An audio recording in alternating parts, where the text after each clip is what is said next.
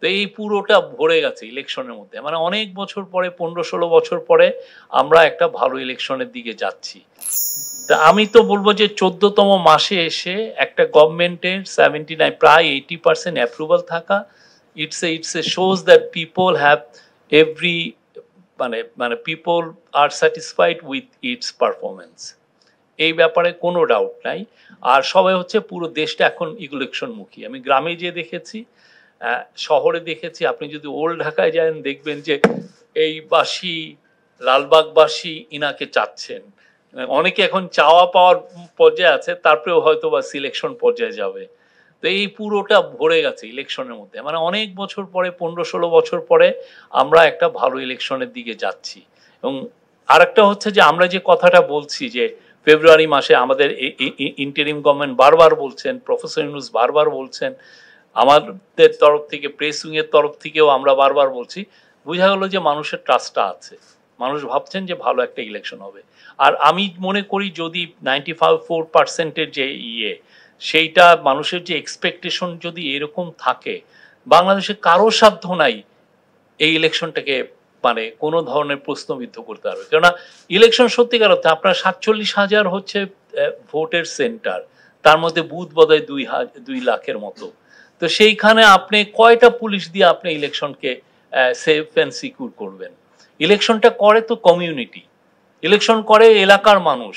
সবাই যদি একসাথে আসে, তাদের ছেলে মেয়ে ভাই বোন সবাই মিলে যদি ভোট দিতে আসে, ভোটটা ভালো হতে বাধ্য। এবং আমি এইটারই রিফ্লেকশন এই ডেটাতে আমি দেখছি। এবং এটা আমি বলবো, প্রফেসর ইউনূস বারবার বলছেন এটা ইতিহাসের one of the best election হবে, এবং আমরা আশা করছি, এবং এটার একটা ইন্ডিকেশন আমরা দেখছি। এবং আমি আশা করব কেউ ওনাদেরকে ফান্ডিং করবেন, যাতে প্রতি মাসে আমরা এটা দেখতে চাই। আসলেও তো আমরা কি কি কোথায় আমাদের ভুল হচ্ছে, আমরা কি ডিরেল হয়ে যাচ্ছে কিনা, মানুষের এক্সপেকটেশনের অনেক বাইরে। এটা অনেক ক্ষেত্রে এই ডেটাগুলো, এই অপিনিয়ন পোলগুলো অনেক ক্ষেত্রে আপনাকে মানে আপনার পলিসিতে স্টেডিং আপ যেটাকে বলে, যে আপনাকে সঠিক একটা পলিসি নিতে সাহায্য করে, বা আমি কোথাও ভুল করছি কিনা সেটা খুব রেকটিফাইয়ের একটা টাইমও সে দিয়ে দেয়, যে না তুমি এই জায়গাটায় ভুল করছো, তুমি রেকটিফাই করো। যেটা চাঁদাবাজি বিষয় আসছে বা এলিট শ্রেণীর মধ্যে যে অনাস্থা, এটা অবশ্যই উনি যেটা বললেন যে হয়তো কারোর জন্য ইগনোরেন্স ইজ ব্লিস, আবার অনেকের ক্ষেত্রে তারা যেই সমস্ত জায়গা থেকে, এলিট মিডিয়ার থেকে যে ইনফরমেশন গুলো নিচ্ছেন, এলিট মিডিয়া কতটুক আসলে নিউট্রাল ভূমিকা পালন করছে, নাকি বায়াস, নাকি হোস্টাইল, এটা তো আমরা সত্যিকার অর্থে জানি না। বা কিছু কিছু রিপোর্ট পড়লে মনে হয় যে এটা উনি কিভাবে লেখেন, একদম আজগুবি মিথ্যা কথা সারাক্ষণ লিখছেন, এবং কিছু কিছু লোক এমন সব তথ্য দিচ্ছেন যেটার সাথে আমরা রিয়ালিটির কিছুই পাচ্ছি না, একদম আনরিয়াল একটা ওয়ার্ল্ডে বাস করে একটা দিয়ে দিচ্ছেন। আমরা মনে করি এটার থেকে অনেকেই আমাদের অনেক বড় বড় ইকোনমিস্টরাও এটার থেকে নিবেন, অনেকে আর দেখলাম যে অনেক হোস্টাইল রিমার্ক করছেন ইদানিং। তো আমরা তাদেরকে বলবো যে please look at this data, দেখেন, এবং সবাই মিলে, পুরো জাতি একসাথে মিলে let's have a very good election. আমাদের খুব দ্রুত ডেমোক্রেটিক ট্রানজিশনে যাওয়া উচিত।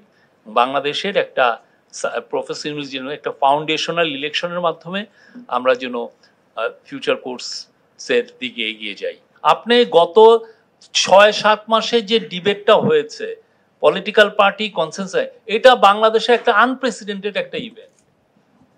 এটা বাংলাদেশে কবে এরকম সিভিল ডিবেট হয়েছে বলেন? সবাই মিলে বসে থেকে আমরা দিনের পর দিন তারা এই ডিবেট গুলো করেছেন।